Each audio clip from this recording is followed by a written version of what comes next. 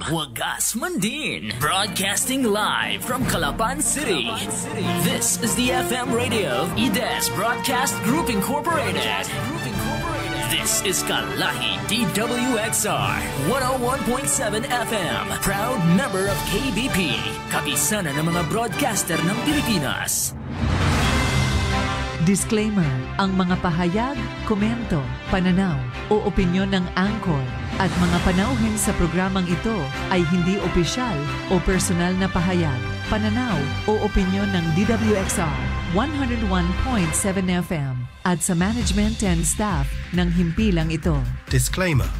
The views and opinions expressed in this program are those of the speakers and do not necessarily reflect the views or positions of DWXR 101.7 FM management and staff.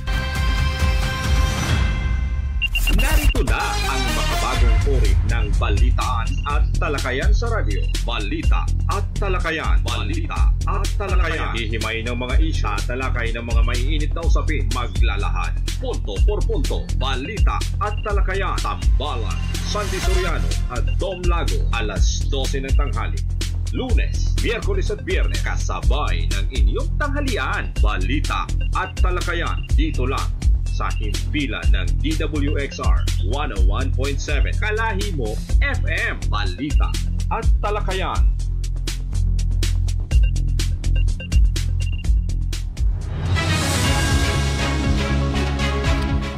Yes, magandang tanghali po sa lahat ng nakikinig at sumusubaybay sa programang Balita at Talakayan. Muli po at mapapakinggan nyo ang programang Balita at Talakayan dito lang po sa 101.7 Kalahi FM. Siyempre, sa Facebook page din po ng Kalahi 101.7 ay mapapanood nyo kami. Ganon din po sa YouTube. At tuloy-tuloy lang po tayo sa ating programa. Bagamat medyo nakasignal number 1 pa yata tayo ngayon. Talagang nagpapasalamat pa rin po tayo dito sa ating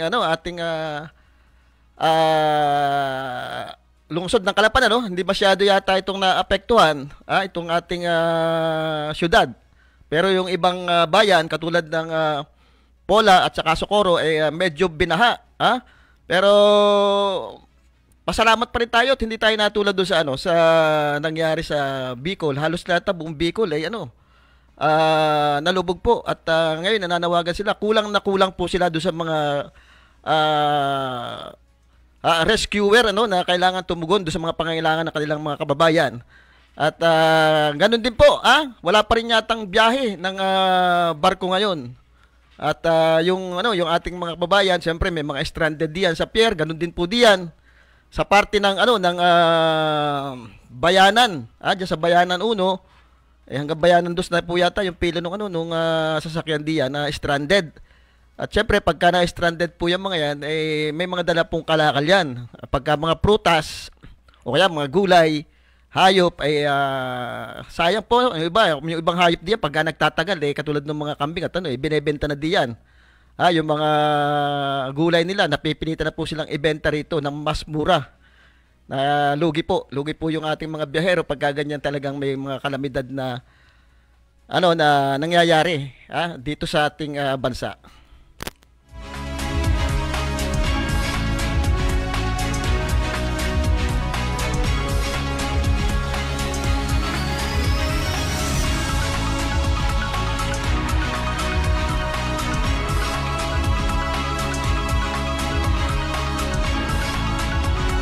Kahapon po kasagsagan nung signal number 1 sa atin talagang hindi lang po yung bagyo yung naranasan natin kundi yung napakahabang brownout sabi nga hindi naman dito pangkaraniwan kaya lang nakakapagtaka po na parang itong problemang ito talagang hindi yata nasusolusyonan yung pangmatagang solusyon talaga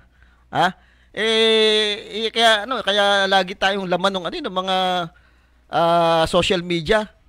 Kilala na yung ating probinsya pagdating do sa usapin ng brownout. Sinasabi nga ito na daw yung capital brownout of the Philippines itong ating probinsya. Nagkaroon nga ng kuryente, nagkaroon ng kuryente after doon ng napakahabang oras. Pero doon sa ibang lugar naman, nawala rin, nawala rin. Kaya medyo dismayado yung iba. Sana masolusyonan dito. Kanina nga lang, bago tayo magprograma, brown out na naman. Minsan pag nababanggit natin yung brown out, napapagsabihin pa tayo na tayo doon ay sinungaling kasinungalingan ba yung pagsasabi ng brown out? Yan ay pangkaraniwan na. Kumbaga, araw-araw na nating nararanasan sa isang araw, hindi lang yata isa, 2 beses nangyayari ang brown out tsaka pagkakaya mga taga-Ormeco, pag nababati ko at nasasabihan, siyempre galit ng tao, wag namang balat sibuyas, talaga namang brown out, nandiyan yung problema. Samahan pa natin yung problema natin dyan doon sa nakawan ng kuryente. Isipin nyo yan.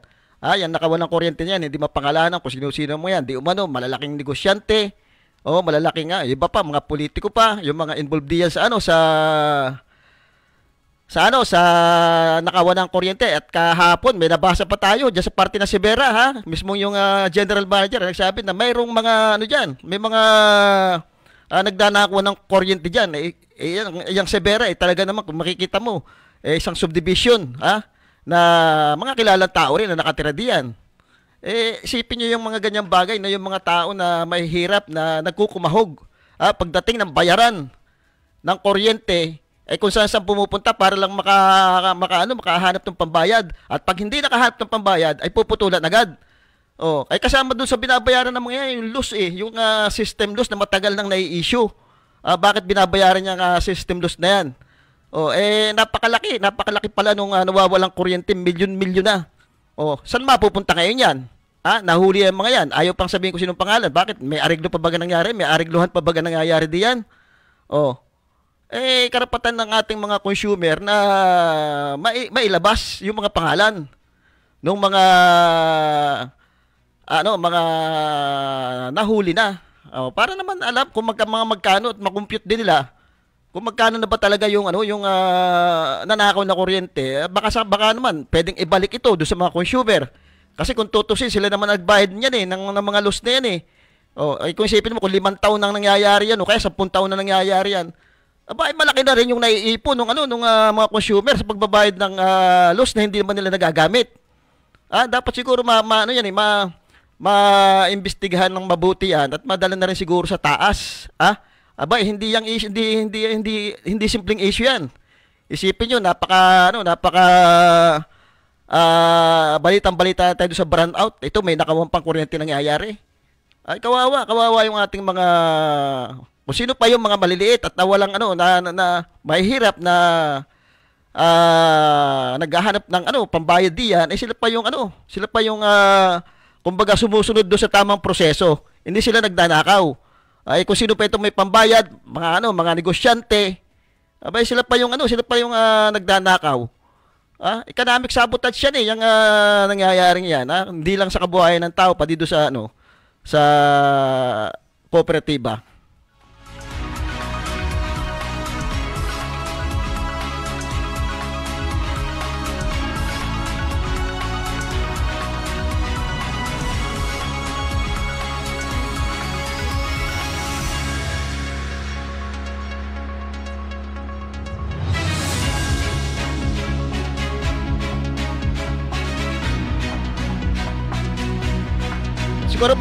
Siguro mamaya po ay baka ma-interview natin si Congressman Arnan Panaligan. Alam ko nandito po yata siya at nag-iikot-ikot doon sa mga naapektuhan nating kababayan dito sa bagyong Christine na matanong natin kung ano na ba yung kalagayan ng ating mga kababayan at ilan na yung naapektuhan dito sa mga pangyayaring ito. Salamat, nandiyan si Congressman Arnan Panaligan.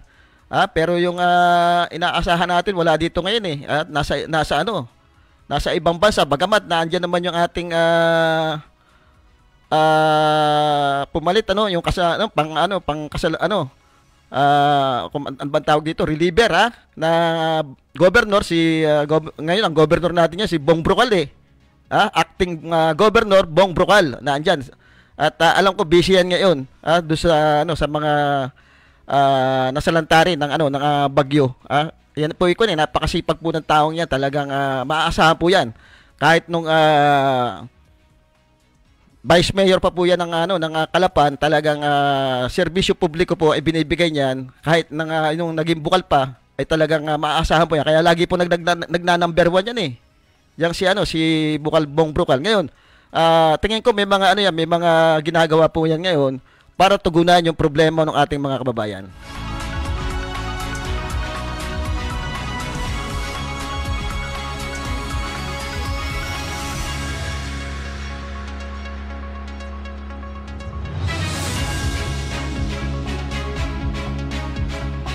Medyo maganda po yung panahon natin ha. Medyo maganda yung panahon natin ngayon. Hindi naman po umulan. Bagamat medyo makulimlim ha.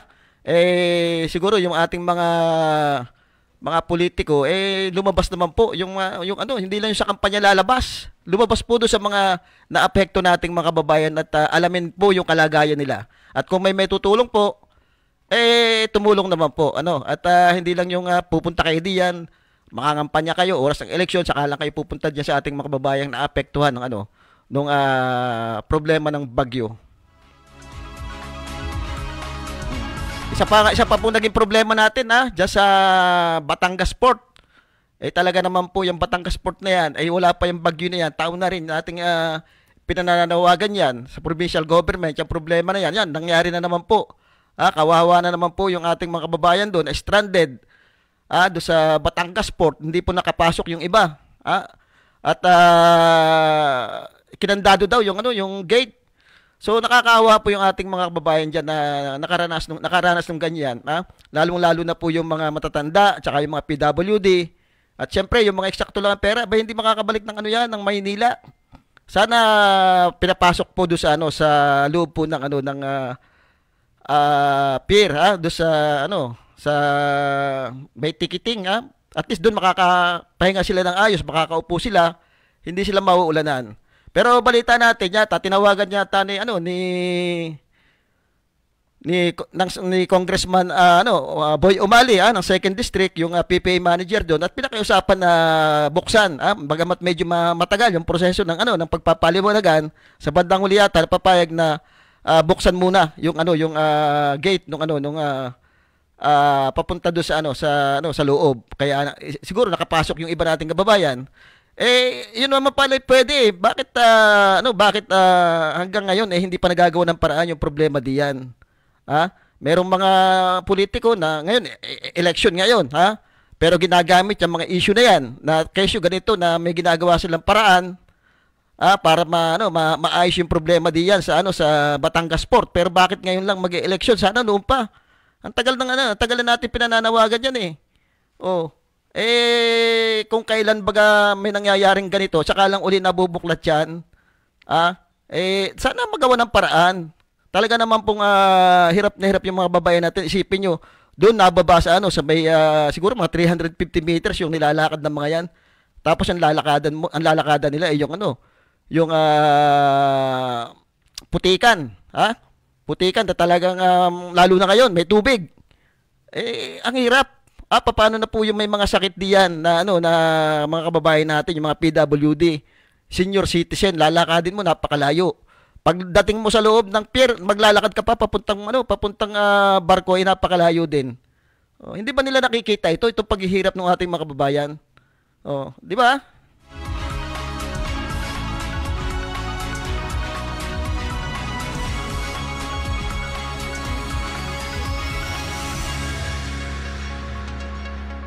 Isa pang problema diyan, isasabay na rin natin tungkol na saan diyan sa problema sa sa Batangas Port, Sasabay na rin natin diyan yung pamasahe sa barko. Hanggang ngayon ay talagang napakataas ng pasahe sa barko diyan. Makikita nyo magkano ang itinaas nung mga SUV, mga sasakyan, pati yung sa tao, halos kalahati tinaas. Bakit ba nila tinaas noon yan? 'Di ba dahil nung pandemic, kakaunti yung mga bumabiyahe kaya tinaas, reasonable kaya tinaas nila. Pero ngayon naman tapos na yung pandemic dapat pinakikialaman na rin yan at tinitingnan, iniimbestiga kung makatwiran pa baga yung pagtataas nila nung pasahe na yan. Lahat apektado diyan, pati yung kabuhayan ng ating mga kababayan. Siyempre, yung mga bilihin, kaya mga pagkain nang gagaling Maynila yan, yung mga negosyante, ipapatong lang naman nila yung yung kanilang dinagdag na pamasahe diyan doon sa mga bumibili. Kaya ang apektado diyan yung mga end user. Yung mga bumibili, yung mahihirap nating kababayan. Kaya mahal yung mahal yung mga gulay natin, mahal yung mga grocery natin kasi doon ipinatong yung yung taas ng pamasahe nung barko. Dapat itikwan dapat talaga naiimbestigahan natitingnan kung tama baga at makatuwiran pa yan. Baka naman may mga namumursyento na rin diyan. Kaya ayaw pakilaman yung pamasahe diyan. O baka ayaw pakilaman, may nakikinabang. Kawawa pati pati yung ating mga negosyo dito sa Oriental Mindoro apektado diyan sa pamasahe. Yung turismo natin apektado diyan dahil sino ba namang turista pupunta rito sa atin sa Mindoro? Ang daming magagandang lugar dito sa Pilipinas. Kakompetensya ng mga tourist spot natin dito. Sasabihin nila, mahal lang pamasahe diyan sa barko. Pagdating mo do sa Mindoro, panay brown out pa. O mahal pang bilihin doon. Doon lang tayo sa ibang lugar. Mas mura doon at walang brownout na nangyayari. Mas maganda pa yung mga negosyo, dapat may mga negosyo magtatayo dito. Nabalitaan natin yung SM. Ilang balita na ba yung SM na itatayo dito? Siguro isang dahilan sa akin lang palagay. Kaya hindi may tayo yung SM na yan. Dahil din siguro sa problema natin sa kuryente. Kasi kita nila hindi stable yung problema natin sa kuryente. Kaya apektado paano gaganda yung negosyo natin, paano magkakaroon ng hanap buhay yung ating mga kababayan kung yung mga negosyo hindi nagpapasukan gawa doon sa mga problema natin.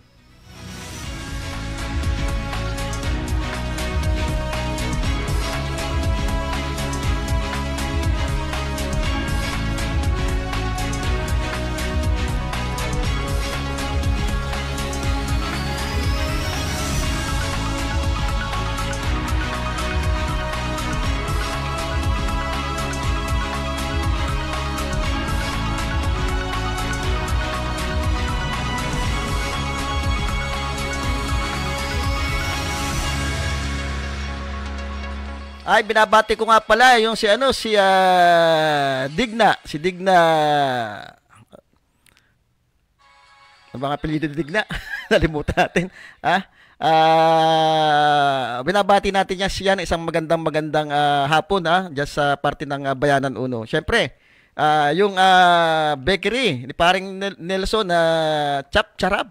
Talagang masarap ito dito sa may Bunbun Salon lang ito along the highway. Itong bakery ni paring Nelson, talaga namang mapapacharap ka dito sa sarap ng mga tinapay na tinitinda dito.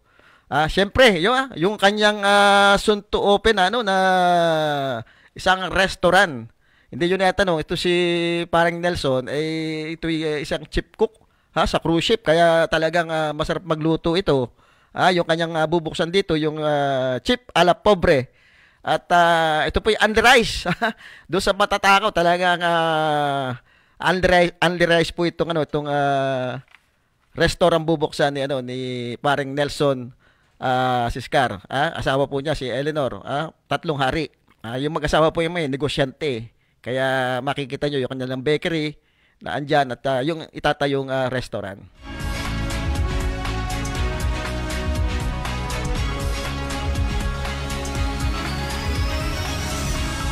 Siguro po pakinggan po natin yung isang interview kay Congressman Arnan Panaligan. Ito po yung tungkol do sa sa kung ano po yung pagtingin niya do sa ekonomiya. Kung saan papunta yung ekonomiya ng ating bansa. Meron pong mga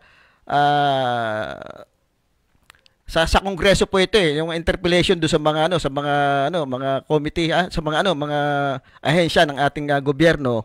Tinatanong po ni Congressman Arnan Panaligan kung saan ba patungo talaga yung ating ekonomiya. Ipipili po natin at medyo mahaba po ito pero maganda pakinggan po natin. Yung kay Congressman Arnan Panaligan na interpellation do sa Kongreso, napakaganda po nito At ekonomiya po ng bansa yung pinag-uusapan dito. Kaya pakinggan po natin. At makikita nyo kung paano tanungin ni Congressman Arnan Panaligan yung mga head ng mga iba't ibang departamento ng ating bansa. Napakaganda po ng mga tanong at napapanahon po yung mga tinatanong niya doon sa mga opisyal.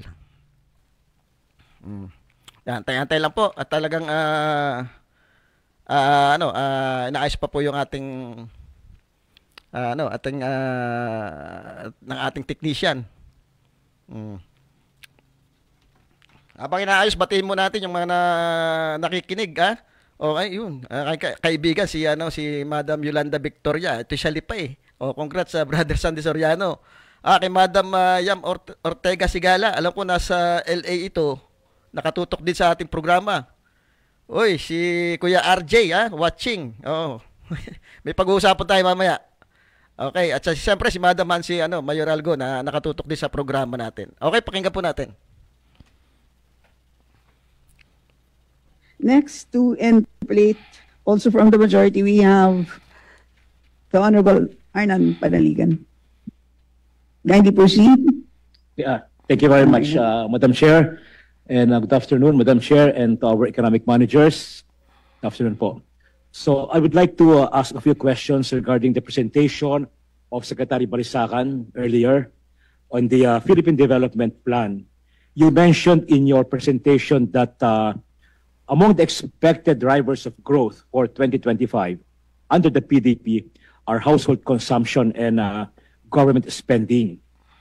So basically, we are still relying on consumption-led growth to attain our growth targets. Consumption-led growth, it means spending by individuals, by families, by households. And of course, government spending principally through infrastructure projects, whether appropriated in the GAA or PPP or whatever arrangement. But have you also considered pursuing an investment-led growth, which I believe is more sustainable? I didn't find that in your presentation. Your emphasis on investment-led growth aside from the usual consumption-led growth. So if it is investment-led growth, that should also include investments in industries, particularly manufacturing industries that will create quality jobs. What is your reaction on that, Mr. Secretary? Yes, Madam Chair, yes. As I mentioned earlier, the thrust of the PDP is to diversify our drivers of growth, our sources of growth, from just mainly consumption to also include the other pillars, in particular, investment and exports. Yeah. Kasi doon tayo mahina sa dalawa. And the investment, that has been that from day one, the thrust of the President to open up the economy to attract not foreign investment, but also to engage our domestic investors. We have, through the cooperation in partnership with Congress, we have passed investment promoting measures like the Public Services Act, the PPP Code. These are very instrumental in our efforts to make investment as a major pillar of our development. As I said earlier, from the public sector, we are aiming, we have been, in our PDP, we have been pushing to sustain the public investment of 5 to 6% of GDP. That's very high compared to what we were seeing 2 decades ago or a decade ago. And apart from that, we are pushing for a more robust private sector participation investment through the PPP Code. So I think we are confident that we will develop that investment pillar of growth, Madam Chair, and then hopefully that will also enhance the other pillar, the net exports, because that's also a weakness or a weak point in our development. Yes, Mr. Secretary, as far as Congress is concerned, I think we have already passed the necessary legislation. The present Congress and the previous Congress, no, we have passed the necessary legislation to promote investments, no, including the Ease of Doing Business Act. No? But do we have a clear roadmap, a concrete plan to promote investments? No? Meron ba tayo talagang mga sectors or specific industries that the government will prioritize under this PDP plan? For example, no, shipbuilding industry, we are supposed to be the fourth biggest shipbuilding, the fourth largest shipbuilder in the world. But I think we have still a lot to do, no, to maximize that advantage of ours in that particular industry. No? Naniniwala ako kasi it will create thousands of jobs. No? Although meron tayong mga shipyards sa ating bansa, marami pa rin tayong mga vessels imported pa natin. For example, yung mga ro-ro vessels natin, we import that from other countries, from Japan, from Korea, from China.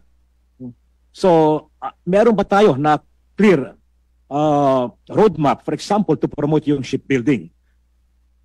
In other industries, for example, yung ating pharmaceutical industry, kitang-kita natin ng pandemic, ating experience that we'll have to rely pa on other countries for vaccines, for medicines.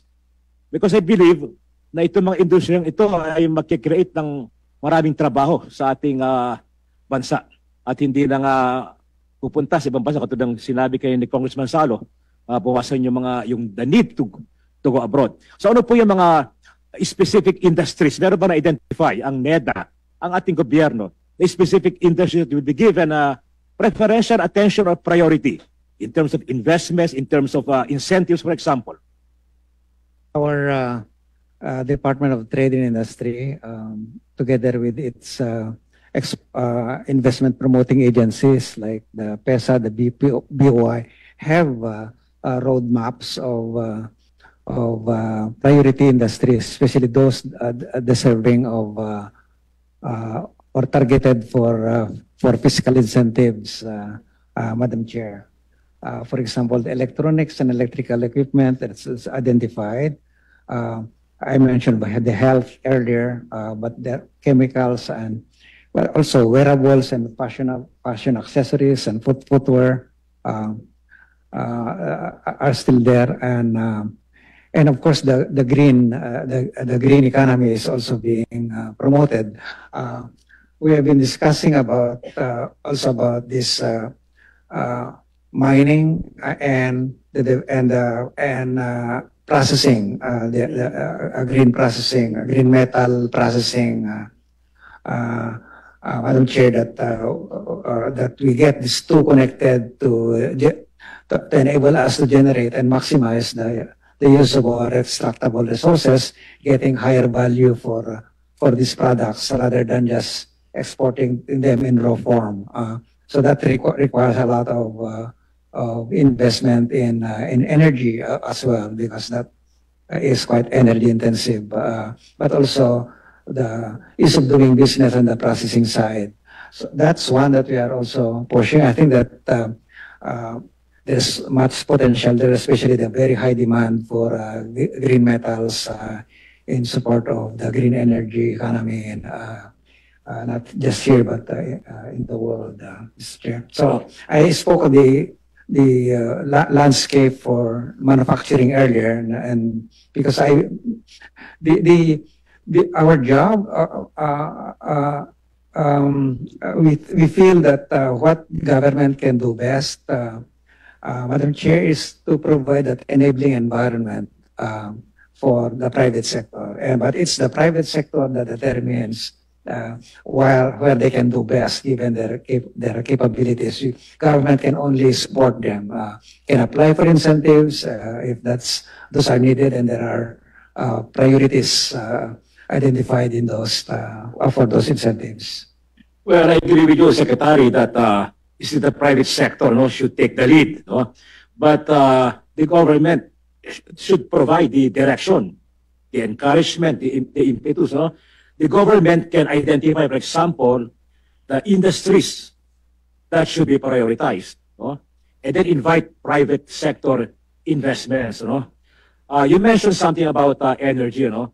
So yung renewable energy sector can create jobs.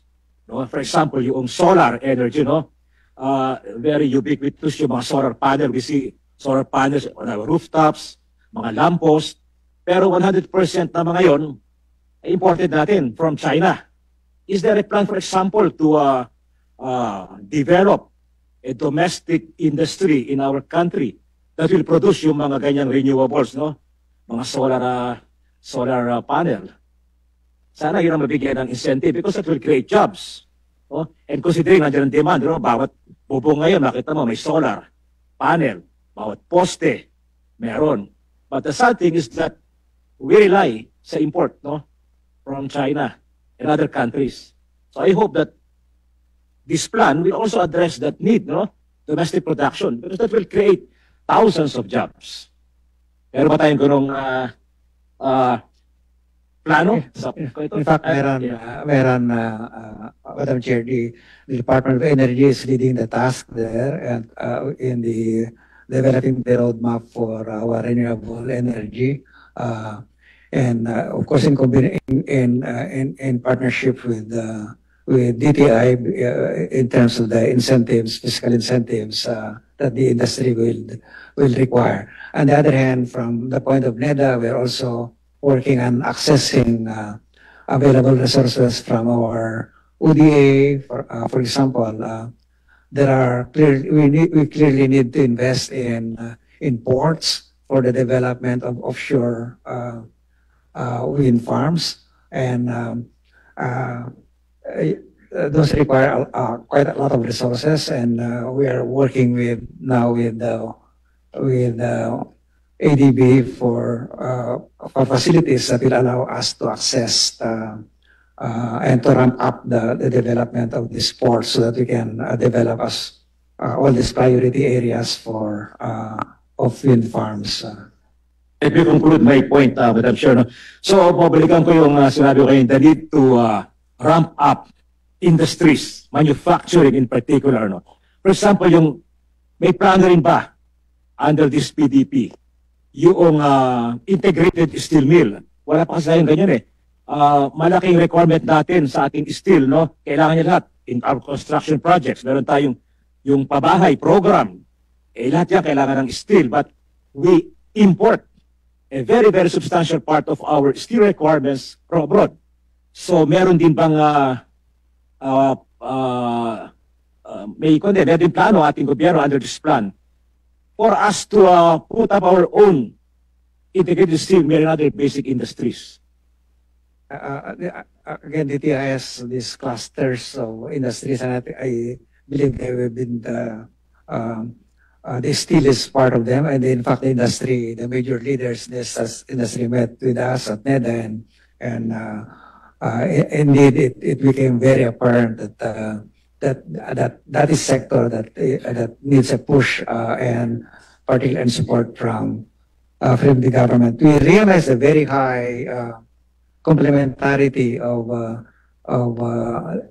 actions by the government and the private sector in respect to the development of the steel industry, and I think that we can learn from the past, from our lessons in the past. Because we have tried to push for that in the 70s and 80s, Madam Chair, but we didn't go far. This time we can perhaps, if we learn from those lessons and from the lessons of our neighbors, we can proceed with better chances this time.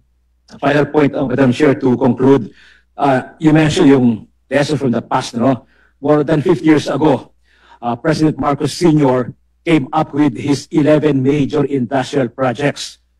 And some were able to take off, but unfortunately, the political and economic crisis of 1970s effectively derailed those 11 major industrial projects. No? Included in the 11 major industrial projects are integrated steel mill, no? Steel industry, petrochemical industry, aluminum smelter, heavy engineering industries, fertilizer manufacturing. So ngayon, 50 years later, kailangan natin yon. Fertilizer, we import. Almost 100% ng ating fertilizer needs from abroad. So, ano nangyari nung isang taon, nung nagkaroon ng gera, di ba? Tumaas ang fertilizer, naka-apekto sa ating local production. So, pero 50 years ago, plano na yan. Okay? Balikan ko yung steel mill din. Marami tayong construction, houses, etc. And yet we import a very, very big part ng ating steel requirements. So, final question, relevant pa ba yung 11 major industrial projects? Meron bang move ang current administration under President Marcos Jr. to sort of revisit yung 11 major industrial projects of the 1970s? Incidentally, nung kinraft yung 11 major industrial projects noong 1970s, hindi lang direksyon ng South Korea, the same industrial projects. No? Well, we know what happened. No? Kung nasa ng Korea ngayon, at asan tayo. So meron bang plano ngayon na i-revisit yun, yung 11 major industrial projects? Maybe i-modify, taking into account the current situation. Thank you. And that was your last question. Sec RC. Yeah, there are some elements of that already in the PDP. The PDP wants to see or frames a better coordination between the private sector and the government. It's no longer the case where we leave it to the private sector to just develop on its own. I think that the lessons we have learned from our neighbors that a good coordination between public sector and the private sector, and that's what we are aiming here. As you may know, Madam Chair, our President has this private sector advisory council that meets regularly, and we the members of the cabinet are interacting with them, and we work together and addressing common issues or issues that they raise to the public sector. I think that's something that I have not seen in the past. At least wearing my old hat in previous administrations, that I think is going to work this time in ensuring that we'll develop very viable and competitive industries. I did not put a question, Madam. Final point na lang. I agree with you kasi you mentioned again yung private sector participation. I agree that the private sector remains the engine of development. But a clear government direction is necessary. Yan ang ginawa ni President Park Chung-hee sa South Korea. Kung wala siyang binigay na matibay at mayroong direksyon sa South Korea noon, walang Samsung, walang Hyundai, walang Daewoo. No? So, yan po ang mahalaga rin, yung clear categorical direction ng national government, particularly ng executive branch, to develop our industrial sector. Thank you, Madam.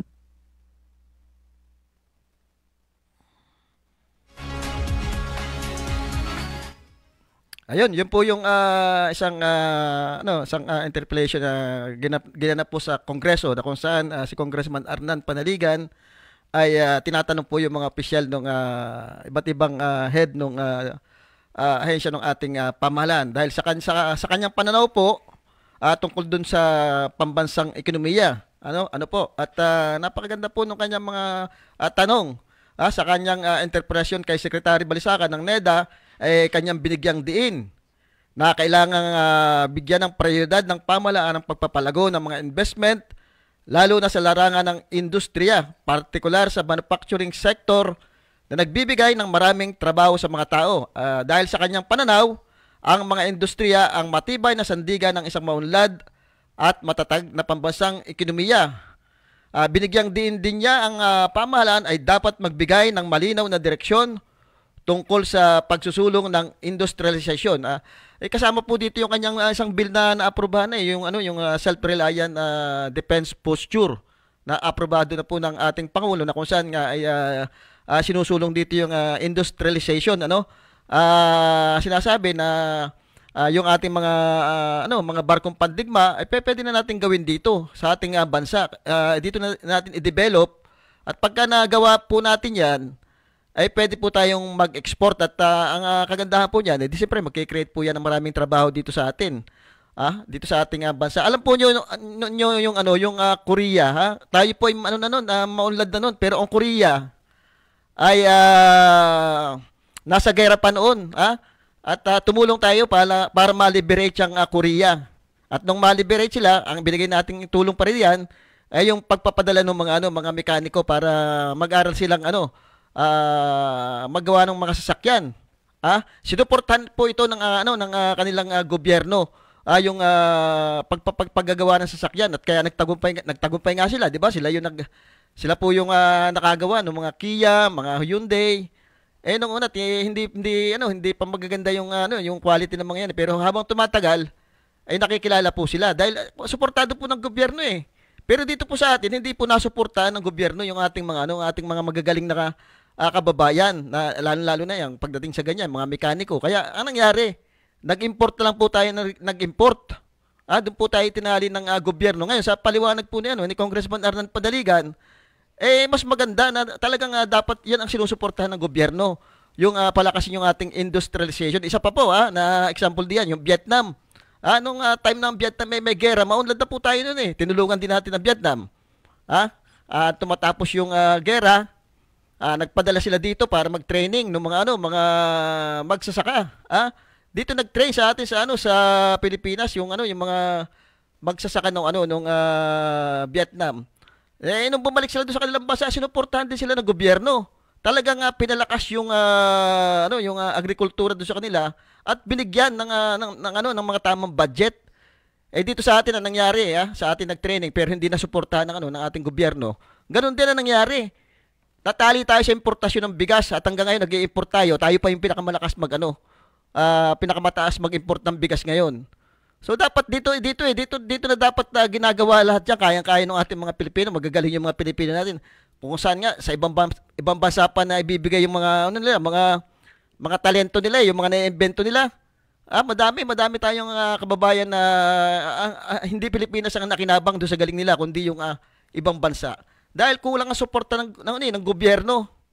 Yun ang dapat nang tinitingnan eh. Tama yung mga sinasabi ni Congressman Arnan Panaligan doon sa interpellation na palakasin natin yung ating mga industrialization. Yung ating steel mill dapat nandito. Kailangan natin yung mga steel mill na yan dahil doon sa paggagawa ng pagdating sa sasakyan baka pwede na nating ma-develop dito. Makikita niyo yung Francisco. Ang ganda nung nade-develop na sasakyan yan, mas mura kaysa doon sa mga binibili ngayon na yung modern na jeepney na galing China. Mas laking mura eh. Isipin niyo yung modern na jeepney na galing China, magkano yan? Nasa mga 2 bilyong mahigit yata yan. Itong ino-offer ng Francisco Motors tsaka itong Saraw na andito. Magkano? Nasa 800,000 lang yata. Yung presyo niyan. Laking katipiran ng ating gobyerno at ang kagandahan pa noon ay yung trabaho may bibigay sa ating mga kababayan niyan. Isipin niyo pag napagbuti niya nasuporta ng gobyerno yung mga ganyang industriya. Ayan. Okay. Hello. Andito po si Congressman Arnan Panaligan at ma-interview po natin. Sandali na po Kong at inaayos lang po yung connection. Okay. Okay, Kong. Kumusta po kayo? Nandito po kayo sa ating probinsya? Well, una ay magandang tanghali kahit maulan. Opo. Panahon ay magandang tanghali. Ako po ay narito sa ating probinsya sapagkat nakareses po naman ng Kongreso hanggang November 4. Bagamat tayo po ay nakakabalik-balik sa Maynila tuwing tayo po ay iimbitahan sa Malacanang para maging testigo sa pagpirma ng ating Pangulo sa mga bill na ating naisulong at naging batas.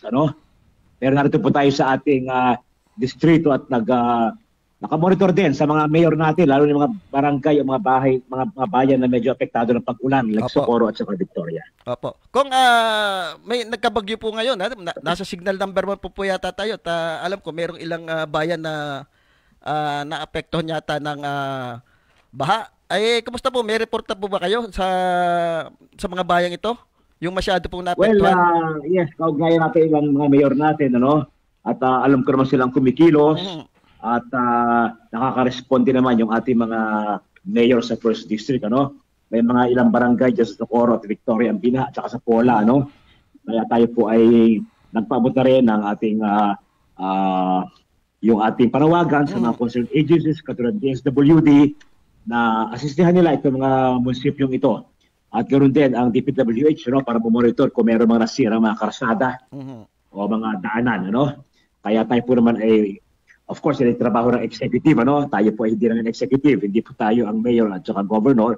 Pero ang ating pong pwedeng gawin ay i-monitor at ipasa sa kaukulang departamento at opisina ng gobyerno para sila po ang makaresponde at makatulong sa ating mga LGU. Opo. So yung pong katulad po ng mga DSWD ay naka-ready na po, may mga tulong na rin pong ihahanda para doon sa ating mga kababayan.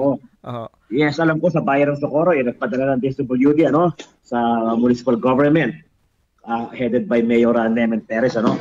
Kaya yun namang nasirang bahagi ng karsada dyan sa National Highway yun sa Barangay Mabuhay, Barangay Mabuhay 2 sa Socorro. Merong portion doon sa National Highway na gumuho, kasi bangin yun no? Opo. Yun ay nating nabalitaan to, yung ating tinawagan ng pansin ng DPWH, District Office, si Engineer Abad, ang ating District Engineer, at sila naman pala nakatanggap na rin report ng mas maaga, at gumagawa silang emergency repair sa portion na yan, Emergency repair para ma-restore yung gumuhong portion. Pero ang sabi ko kay District Engineer, kailangan ay after that na ma-restore yan, at least temporary, ay magkaroon kayo ng permanent na replacement na ibang design. Kasi alam mo, matagal ako dumadaan sa lugar na yun, sa Pasig, Happy Valley, Mabuhay, may bahagi dyan na lagi naguho pag malakas ang ulan. Siguro dahil nga bangin So, hindi naman ako engineer, pero sabi ko kay Engineer Abad, dapat ay ibahin ang design, Lagyan niya na lagyan ng slope protection, lagyan ng riprap ba yan or whatever, para hindi naguguho, para matibay-tibay. At hindi naman kanilang gagawin. Yung pong yung ating mga protection dike, kumusta naman po? Meron po bang report na naapektuhan? Wala akong report pa, mukhang wala naman. Yung mga ginawa na, kagagawa lang at saka ongoing, wala naman. Yung pong nakita nyo sa Facebook na protection dike sa Puna River, na bumuho yung side lane ng Pinamalayan. Hindi po sa First District, side ng Pinamalayan, at yun po matanda na, matagal na yun. Napakatagal na ng dike na yun. Siguro talagang yun dapat nga ibahin ang design. Pero yun po ay sa Second District. Sa bahala na po sila rin ng Second District. Sa agrikultura po at sa kabuhayan ng ating makabayan, may report na po ba kayo kung gaano kalaki yung naging epekto nito? Wala pa naman, pero sigurado may epekto rin yan, kasi ngayon, October na, Ayun, maganda ito, maraming mga nakapag-ani na,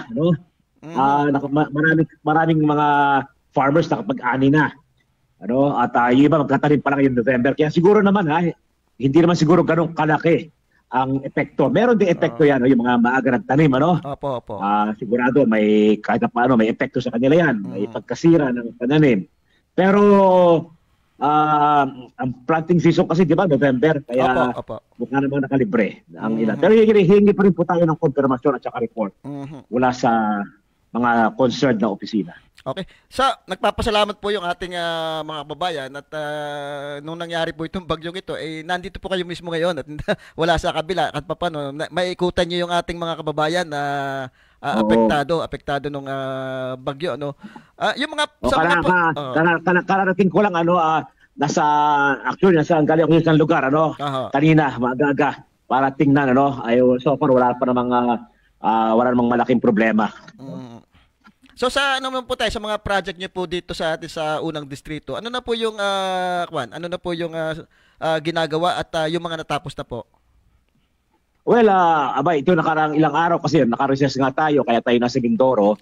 Tayo po ay nag-inaugurate ng mga proyekto natin, nandiyan yung mga covered court, yung mga multipurpose building, barangay hall, at saka mga farm to market roads. Tayo po ay nag-inaugurate yan.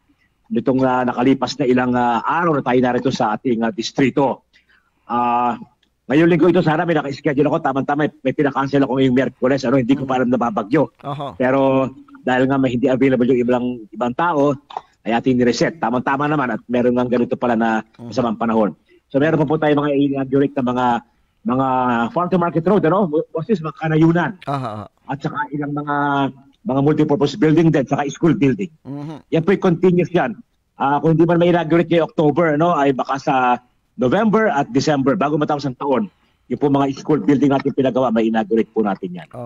Ang malimit pong tinitingnan ng ating mga kababayan, yung ginagawa po ngayon di ang kalsada sa Tawiran going to Ginubatan dahil nakikita nila malaking tulong daw po itong daan na ito. May target po ba daw kung kailan matatapos ito? Anong target po buwan? Ayun, oo. Malaking tulong yan kasi makakabawas ng traffic yan. Alam mo naman yung tinatawag ting C5 sa parte ng Ginubatan, Kalawang, ano? Paghapon, traffic matindi dyan. At saka dito sa parte ng Lalod, Tawiran, Masipit ay matindi rin po ang traffic. Kaya ang ginagawang binuksan natin yung ating kinonekta, yung Tawiran, yung National Highway sa Barangay Tawiran, ay ating ikinonekta dyan sa Ginubatan. Kaya merong lagusan na, ano? Makakabawas yan sa trapiko. By next year yan, yung phase 1 ay ngayong taon ito, 2024. Yung phase 2 naman ay sa 2025. Matatapos siya sa 2025. Nasa 150 million ang halaga ng proyektong yan at malaking tulong yan sa mga motorista. Hindi lang ng Kalapan, kundi pati sa ibang bayan. Ano? Tapos na rin po yung parte ng Palhi, Sapul, Bayanan 2 na concreting. Kasi dati ng konkreto yan pero basag-basag na kasi mahigit ng 20 years yan eh. Ginawa yung time na hindi pa dinadaanan masyado yung lugar na yan. Kaya parang provincial road lamang ang kategory niyan. Pero lately, dinadaanan na yan ng mga malalaking truck papunta sa ibang bayan para makaiwasan traffic dito sa Kabayanan. Ano?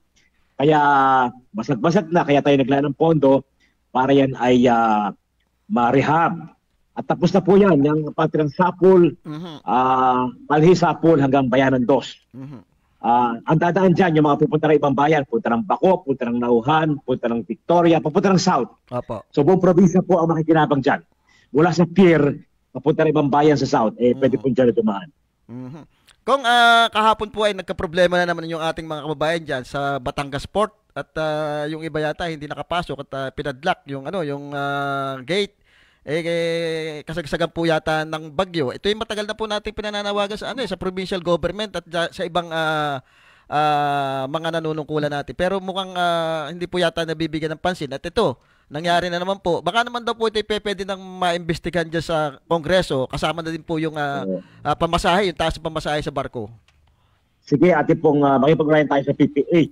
Na actually, yung budget hearing ng Kongreso, budget hearing ng PPA, at saka Department of Transportation. Kinausap ko yung General Manager ng PPA, si Attorney Jay Santiago. At pinakita ko sa kanya yung picture ng sirasirang at putik na daan, halos sa Esquinita, na dinadaanan ng mga pasahero, pagbaba ng bus, nangako naman siya na kanya tatawagan ng pansin ang management ng PPA Batangas at gagawa ng paraan. Sabi ko, kahit isang bus lang makapasok at doon magbaba, tapos ay aalis na yung bus, magbaba lang, hindi magpipick up, hindi magpaparada, hindi mag-antay ng bus, magbaba lang. So, pinag-aaralan doon nila, at ating uling kukumustahin yan, yung commitment ni General Manager ng PPA. Okay, Kong, medyo wala tayong oras at alam kong busy din kayo sa pagmumonitor sa situation. Huling pananalita po ninyo. Well, salamat po sa ating mga kababayan, sa inyong suporta at pagtangkilik. Wala nang oras kasi tayo, pero siguro sa Friday baka tayo makapag-usap uli. Opo. Next ko na balita sa loob po ng 3 linggo, nagdaan. Opo, sige po. 3 linggo ng September hanggang last week ay 4 pong mahalagang batas ng inyong lingkod. Ayun, ang napirmahan ng Pangulo. Tayo ay principal author o co-author ng mga batas na yan. Una, yung Magna Carta for Seafarers. Tayo po ay author dyan ng batas na yan. So yan po ay para sa kapakanan ng ating 100,000 mga seafarers sa ating bansa. At kasama dyan mga taga Mindoro. Marami po ang mga Mindoreño na mga seaman, kahit saan marami magpunta, may mga seaman. So nakikinabang po sila sa batas na yan, ating inakda. Pangalawang batas na ating inakda na pinirma ng Pangulo, yung Anti-Agricultural Smuggling Act. So nakikinabang po ang mga magsasakang Pilipino, mga isang Pilipino kasi nagkapataw ito ng napakabigat na kaparusahan sa mga smuggler at hoarder ng agricultural products. At amin pong pinalawak din ang definisyon ng smuggling at hoarding ng agricultural products. Pangatlong batas po, ito yung napakahalaga. Ito yung Self-Reliant Defense Posture Law na naglalayo magtatag ng mga defense industries sa ating bansa para hindi na po tayo aasa sa mga ibang bansa para sa ating gamit militar, gamit pandigma, gamit pandepensa. Nakakatulong po yan hindi lamang sa pagkapalakas ng ating militar, ng ating armed forces, para hindi na tayo ibubuli ng China. Yan po nakakatulong din para magkaroon ng industriya sa ating bansa na nag-absorb ng libo-libo mga empleyo, mga trabaho. Sapagkat kung dito gagawin yung mga gamit militar na yan, trabaho po, libo-libong trabaho ang dala niyan. Di po ba? Apo. Kaya magiging po tayo self-sufficient sa ating gamit militar. At the same time, magkakaroon tayo ng mga factory ng mga defense equipment. Trabaho po yan kita sa ating mga kababayan. At pang-apat na batas po, yung isang linggo ito pinarama, yung aral, yung Academic Recovery and Accessible Learning Act. Ang batas po ito, pang edukasyon naman, ito naman ang layunin ay para matulungan, mabigyan ng special program at intervention yung mga kabataan natin na medyo nahuhuli sa pag-aaral, medyo mahina ang mga grado. May special program po para sa kanila. So, tulad po ng taguling ko, apat na batas po na ating inakda na napirmahan. At yan po isang gawain ng isang mambabatas. Makakasa kayo, patuloy po ating gagampanan ang trabaho ngayon bilang mambabatas sa Kongreso. Gagawa po tayo ng mga batas. Hindi po pangako yan, napirmahan natin mga batas. At dito naman sa local, patuloy po tayo magdadala ng mga proyektong pangkaunlaran. Ayun. Kaya maraming salamat po. Okay, yun po si Congressman Arnan Panaligan ng Unang Distrito at napakapalad po natin dahil nagkaroon po tayo ng napakasipag na kinatawan sa sa Kongreso. Yun nga, sinasabi niya hindi lang basta po ito pinangangako talagang ginagawa. Isipin niyo 4 na bill po yung na ipasa sa loob lamang po ng 3 linggo at yung bill na yun napakahalaga po noon. Para sa ating bansa, hindi lang po dito sa Oriental Mindoro yan buong bansa na po makikinabang diyan doon sa bill na naipasa na siya yung mismo mga principal author nitong mga batas nito. Yung pinapaliwanag natin kanina, yung Defense Posture Bill, napakahalaga po nun. Dahil po yun ay magkikreate ng napakalaking at napakaraming trabaho.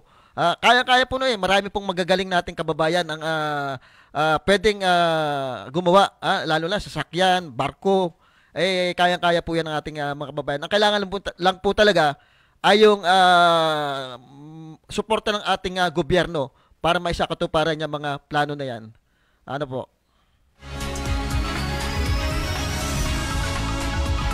Okay, binabati natin yung ating kaibigan diyan sa parte ng Victoria, kay Kapupong Ortega. Alam mo, si Kapupong Ortega, napakasipag dito. Nung konsel pa ito, ay nakikita natin yung kanyang dedikasyon doon sa trabaho. Talagang pagdating doon sa serbisyo publiko, hindi po kayo talo dito kay Kapupong Ortega.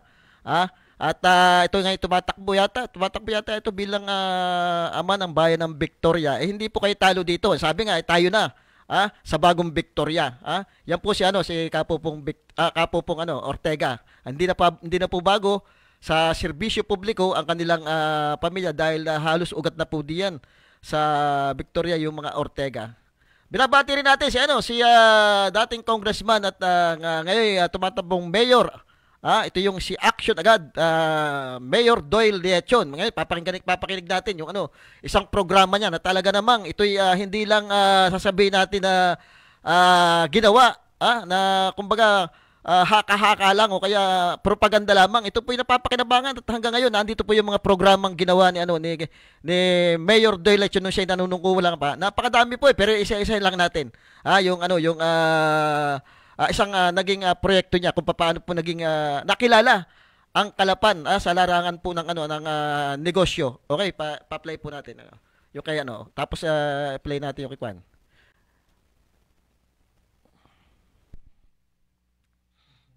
Ayan.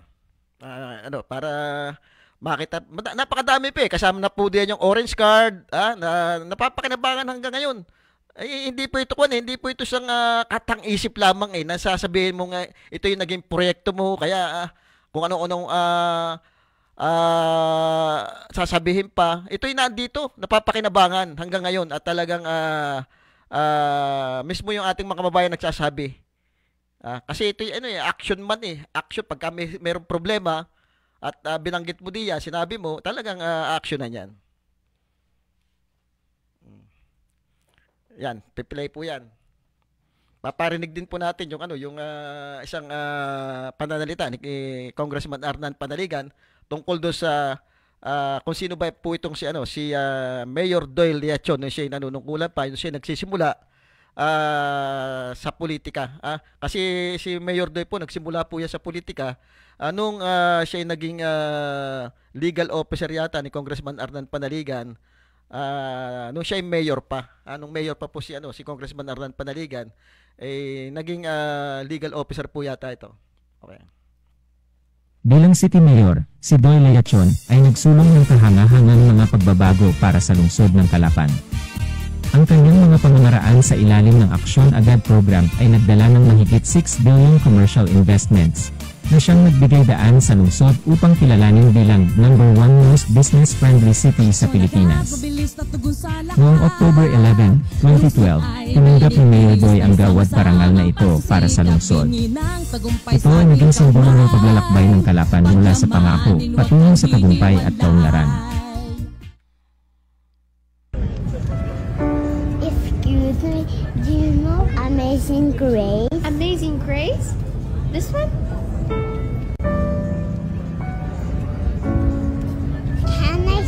With me? Sure.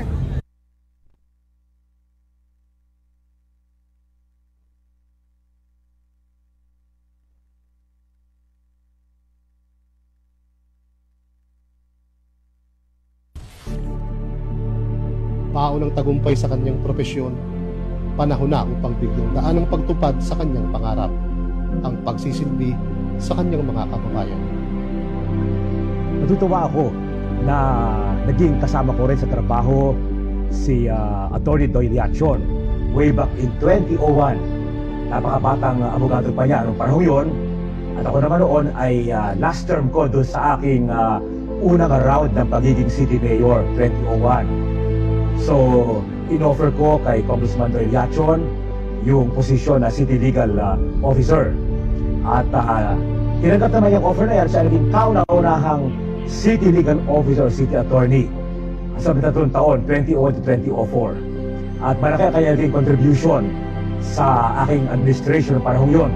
Siyempre, bilang City Legal Officer, siya ang legal advisor ng City Mayor at marami siyang nahawakang mga kaso, mga usapin legal na sangkot ang city government.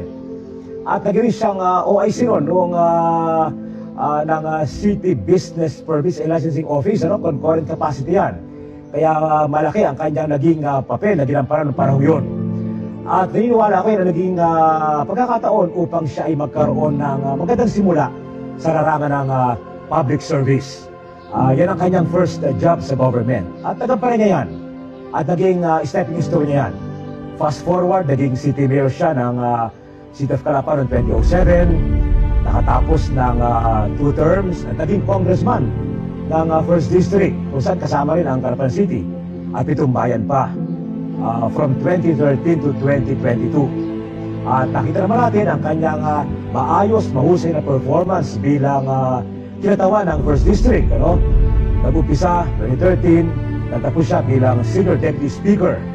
Kaya saludo ako sa kanyang naging performance bilang congressman and of course bilang City Mayor. Hindi makakalimutan ang kanyang programa sa City of Calapan, yung ang bagong Calapan. Hindi lamang slogan yan, kundi ay konkretong mga programa at proyektong pangkaunlaran. At naituloy niya yung ating nasimulan bilang City Mayor. Ako ay nag-mayor kasi 1995 hanggang 2004. At naituloy ni Congressman Doy, ni dating Mayor Doy, ang ating mga nasimulan bilang City Mayor. And of course, yung kanyang performance bilang congressman ay isang bagay naman na hindi natin pwedeng maliitin, o baliwalain. Kaya masabi natin, nagkaroon siya ng malaking contribution sa development ng ating city at ng 1st District at ng buong lalawigan, for that matter. Ayun po yung isang pahayag po ni Congressman Arnan Panaligan tungkol dun sa pagkakakilala po niya kay dating congressman at ngayon tumatakbong mayor Doyle Liachon, totoo naman po, talaga naman pong kung sa proyekto po at mga ginawa niya dito sa Calapan nung siya ay mayor pa, hanggang ngayon po nandiyan nakatatak sa kaisipan ng ating mga kababayan, pamula po doon sa City College, sa Orange Card, doon po sa pagpapalago ng ekonomiya, doon sa disiplina, yung bagong palengke, kanya pong proyekto yan Talaga nandiyan po at hindi po papasinungalingan yung mga proyekto niyang ginawa. At bago po tayo magtapos nga pala, isa rin po pala sa nagawa ni Congressman Arnan Panaligan na sana'y kapakipakinabang kung ito'y matutuloy na talaga ay yung isang bill po niya na gawing regional hospital. Itong ating Oriental Mindoro Provincial Hospital ay aprobado na po sana ito dadali na sana sa Senado. Kaya lang yun nga po, nag-object po ang ating provincial government sa pangunguna po ni Governor Bons Dolor na iba yung kanyang version Ang version niya ay doon gawin ang provincial ang regional hospital doon sa dating provincial hospital doon sa bundok. Kaya lang kung doon po gagawin, tatagal po ito ng hindi lang siguro 4 na taon. Sayang po kung madidelay po ito. Samantalang kung itong ating kasalukuyang provincial hospital na ang gagawing regional hospital, ay makipapakinabangan po talaga ito ng ating mga kababayan. Lalong-lalo na, ang daming problema po ng ating provincial hospital. Mismo po si Secretary yung Secretary ng Health ay pumapayag na at mas gusto niyang itong ating kasalukuyang provincial hospital na ang gawing regional dahil nakatayo nandiyan dadalhan na lang ng mga ibang gamit, ng mga gamot at mga pasilidad. Napakaganda po at napakalaking tulong doon sa ating mga kababayan na talagang nahihirapan diyan sa provincial hospital. At isa pa pong kagandaan nito, yung budget na ginagamit po diyan ng ating provincial hospital ay pwede na pong tanggalin diyan at pwedeng ilipat doon sa ibang community hospital diyan sa South. May mga community hospital po tayo diyan. Pwedeng ilagay diyan yung budget at pagandahin nila yan. Sakit din po ng ulo di ba? Sakit din po ng ulo. Mahirap i-maintain ang isang provincial hospital dahil malaki po ang budget niyan.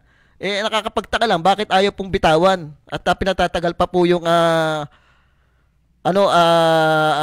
pag-approve diyan just sa ating regional hospital. Sabi nga pagka naging ano ba yung kagalingan ng pag naging regional hospital diyan. Ito nagsabi sa atin isang text nung isang manggagawa diyan sa provincial hospital, yung kagalingan, pagiging memorial pa regional hospital, yung modern medical machine, all medicine provided without shortage, more medical specialists like internal medical doctor, surgeon, oncologist, not only by hiring ordinary doctor, no more palakasan system, salary of employee much bigger, and above all, employee has security of tenure, which never give this some of them. There is no malasakit system. Those employee and also patient absolutely receive right care, right diagnostic, right treatment because of very competitive medical specialist. So tama itong pinorward sa atin ng message ng isang manggagawang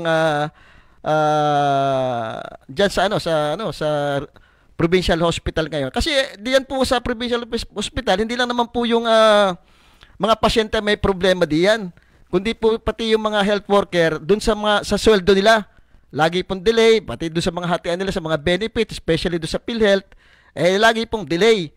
Kasama pa po diyan yung palakasan, yung palakasan pagka ikaw daw ay malapit do sa sa pinuno diyan, madali kang ma-regular diyan. Pagka ito po yung naging regional hospital na, DOH na po ang hawak nito at national na po ang magpapasweldo do sa mga mga empleyado diyan. Makikinabang din po yung ating mga pasyente. Yung mga pasyente, no, isang araw pumunta tayo diyan, talaga naman nakakaawa. At nakahiga lang do sa mga dumbaga nasa mga hallway lang yung iba ang daming pinapagawang building diyan, hindi natin malaman kung bakit patayo ng mga building. Para saan ba yan? Yung bagay kapakinabangan ng ating mga kababayan, yung mga building na yan. Siguro dapat makita kung sino din mga kontraktor na mga yan yung mga building ng pinatatayo na yan. para makita kung tunay bang mga kontraktor yan. Balita natin may mga nangungontrata diyan, hindi naman kontraktor eh. Kaya dapat siguro panawagan kay PA Earth Torano, tingnan din yung mga mga nangungontrata diyan kung tunay bang mga kontraktor yan mga yan. O yun, sana maging maipatupad na yung regional hospital kasi kung tatagal pa ito ay baka mangyari mamaya ay hindi ito mapapunta sa Oriental Mindoro at mapapunta pa sa sa ibang probinsya katulad ng Palawan. Pag tumagal pa ito ng tumagal, sayang oportunidad na ito ng ating mga kababayan para do sa mga mga pasyente nating may hirap. Okay? At wala na pala tayong oras at babasahin ko lang yung mga sino ba? Okay, bukas na natin sa Friday na natin basahin yung mga mga texter natin, yung mga nagkomenta. Muli po, abangan niyo yung programa sa susunod na Biyernes. Sandy Soriano po ang inyong nakasama.